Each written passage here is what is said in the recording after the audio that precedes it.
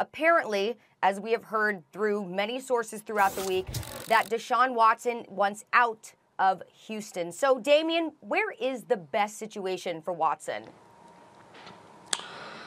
Yeah, Charlie, for me, it's the 49ers. And, could you imagine Deshaun Watson with Kyle Shanahan in a Kyle Shanahan-led offense? It would just be crazy because Kyle Shanahan, the one thing he knows how to do, he knows how to utilize the strengths of his quarterbacks. We've seen him, with multiple quarterbacks, whether it was RG3 going back to, the Washington football team, Matt Ryan with the Atlanta Falcons. He's dealt with all different flavor type of quarterback, but he's had success everywhere he's been, okay? And when you look at Deshaun Watson, this is a guy that still hasn't even hit his prime, and he's a superstar in the National Football League. The way that Kyle Shanahan knows how to design the running game and the play action that comes off of those runs, it's just tremendous. Look at the weapons that the 49ers have.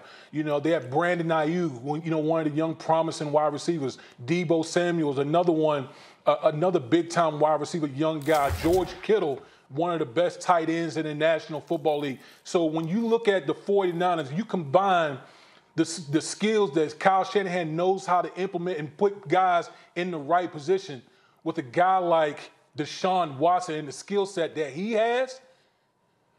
That would just be, to me, the whole league would be on notice because Deshaun Watson is just a tremendous player, especially in that type of offense. Any team in the NFC West, if they hear about this going on, they need to figure out how they can jump in front of it.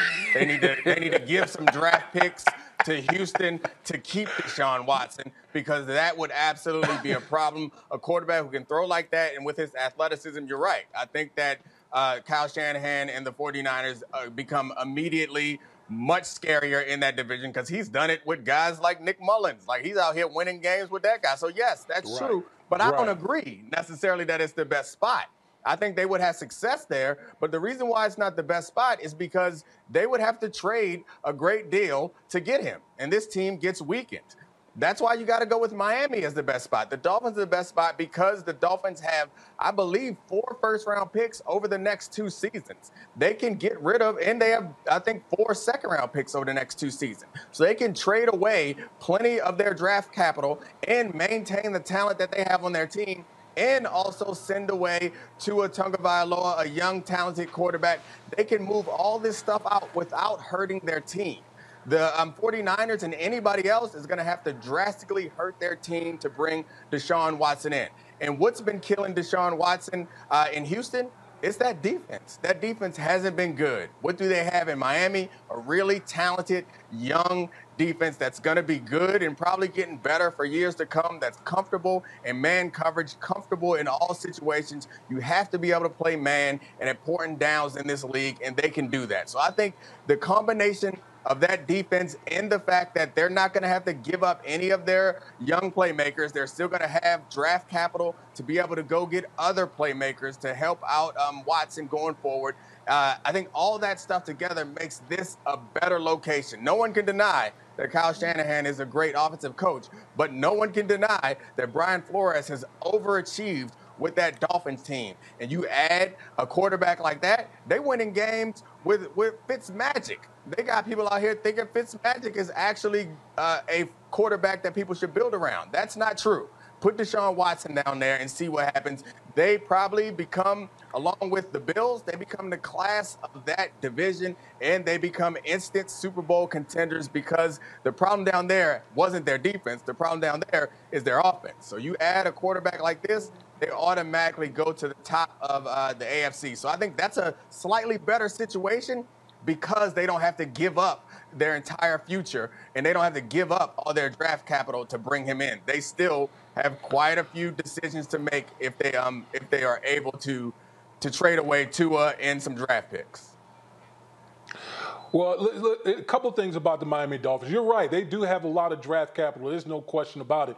Couple things here. One, we don't even know the type of offense that the Miami Dolphins are going to run. This is a team that, Brian Flores has done a hell of a job turning that organization around. They've had staff turnover quite a bit over the last couple of years. different coordinators and assistant coaches and so forth. So that's a little concerning to me. Also, when you're talking about making a trade for Deshaun Watson, it's not just draft picks that could possibly be included in this. It could also be players. Imagine you're the Houston Texans, and you and you talk about their defense, and the defense has been bad. Well, if you're the Houston Texans, why wouldn't you say, you know what? We want Xavier Howard as part of this package. If you're gonna inquire about a superstar quarterback that's 25 years old, maybe I need a veteran player to go along with the draft capital you're talking about. So it's not going to just be all about draft picks. This could be about players to go along with picks, and that would weaken the Miami Dolphins, particularly on defense. Right. I think you're right, but I don't think that Houston, once you trade away your quarterback, you're not in win now mode. You want draft picks. You don't want players. I don't imagine that that's what they want. They want draft picks so they can build up a team for the future. They're going to be looking for a new quarterback for the future. It's outrageous that we're even having this conversation, how you could win the lottery and then mess around like this. It's so hard to find a quarterback in this league. They found a young, talented quarterback that his college coach called him the Michael Jordan of the game, and he has proven him right. They found it, and they've somehow disrespected him to the point and pissed him off to the point where he wants to get out of town. That's embarrassing. But I think that what they have in Miami is more attractive because no one wants – I don't see Houston looking to add a cornerback to a roster that's not ready to win now. They're going to want those picks so they can take some more shots at getting a quarterback and addressing that big hole Deshaun Watson leaves. Well, here's my last point that I'm going to make. When you talk about a young superstar quarterback, people have been talking about 3 first-round picks. That's like the floor. That's the minimum. So they're going to ask for more than 3 first-round picks. They're going to ask for more picks. They're going to ask for veteran players to be a part of this. It's going to be a massive package to get a guy like Deshaun Watson, traded. Thanks for watching ESPN on YouTube. For live streaming sports and premium content, subscribe to ESPN+.